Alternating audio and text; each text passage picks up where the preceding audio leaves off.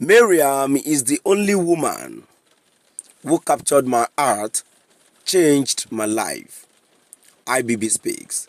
My dear listeners, another interesting news I bring to your listening ears today. Good day from wherever you're listening from. This is IBB, the former Nigerian head of state, General Ibrahim Badamasi Babangida. IBB says Maryam is the only woman who captured his heart and changed his life. Going into the full details to see how Maryam is the only woman on earth who captured IBB heart and changed his life. Kindly please ensure you like, subscribe to this channel and share. Former Nigerian head of state, General Ibrahim Badamasi Babangida IBB, has reflected on his life and marriage, describing his late wife, Maryam Babangida, as the pillar of his personal and professional journey. He credited her unwavering support, intelligence, and vision for shaping both his career and her own transformative role as Nigeria's First Lady. Why we can't bury IBB shared these reflections in his memoir A Journey in Service, which was released to the public in Abuja. In the book, he detailed how his relationship with Maryam began before the Nigerian Civil War and evolved into a lifelong partnership and played a crucial role in his leadership and governance. IBB's journey with Maryam began long before his rise to power, tracing back to their early days in Bida, where they first met. However, it was after surviving a near-death experience during the Nigerian Civil War that he realized the need for stability and companionship. The army did not issue me a wife, but it made clear that having one would assist in career advancement. A stable family is a criterion for judging officers.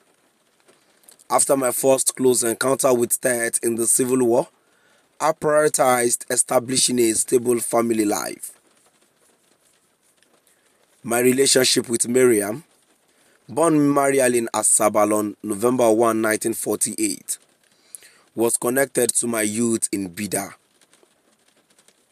Garuba Oduba, my friend from secondary school, and I entered course 6 at the Nigerian Military Training College, NMTC in Kaduna on December 10, 1962.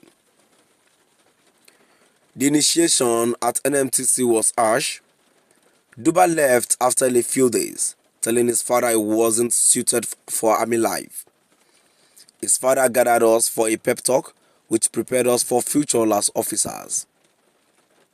I first met Maryam at Duba's house.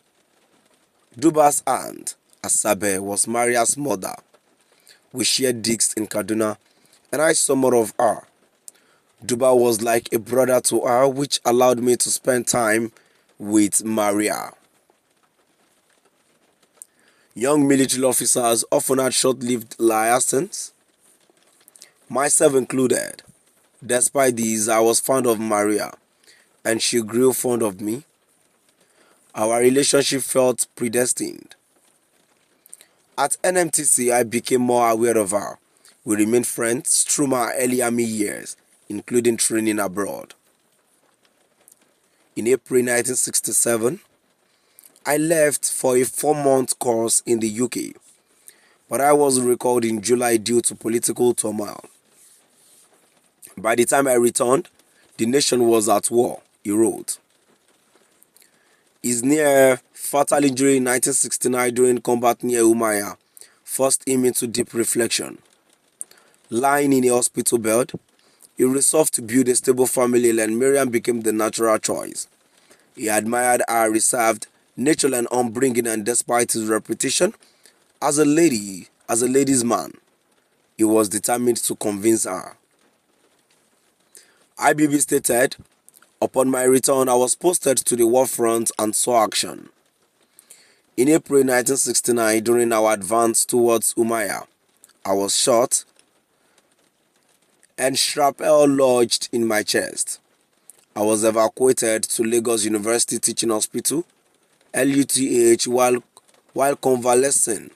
I reflected on my fortune in surviving and the future ahead.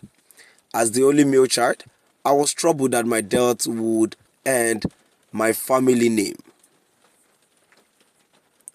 This was the first time I seriously considered finding a wife. At 28, it felt like time to settle down.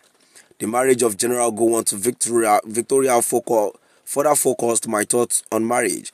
Lying in bed, I recalled past relationships, often thinking of Maria Lokogu and her beauty. Maria's father, Leonard Okogu, worked in the survey department and traveled widely. He married Haji Alasabi Alima Mohammed from Katagora. After his retirement, Mariel and her siblings lived with their mother in Kaduna. Mariel attended Queen Amina College and the Federal Training Center in Kaduna during the crisis before the Civil War. Her uncle adopted her and her siblings, leading to the surname King on her marriage certificate. I had chosen Mariel before leaving the hospital. After my discharge, I went to Kaduna to share my intentions. I admitted her reserved natureland upbringing, and I was determined not to accept number. No fortune favored me, and I felt lucky. Maryam was initially skeptical of IBB's sincerity, wary of his reputation. Despite this, he enlisted the support of her family, particularly her uncle, to win her over. He also assured her that he would remain faithful and avoid polygamy, a promise he upheld throughout their marriage. IBB reminisced. Initially, Maria was skeptical of me as a marriage material due to my past. She doubted my seriousness, and others echoed her concerns. However, her family had no objections, and I enlisted help from Garuba Duba's father to strengthen my proposal. Once I showed my seriousness, Maria considered becoming Mrs. Babangida. I explained my faith and asked her to convert to Islam, which was not difficult for her given her background. She adapted easily to married life as a Muslim. In my proposal, I assured her I would not take multiple wives, understanding that avoiding polygamy would lead to a stable family life. I wanted a true partner, and she exceeded my expectations. My dear listeners, now we've come to the end of our today's news. Please do drop out the comment section and let us know what your view is all about. Thank you for listening.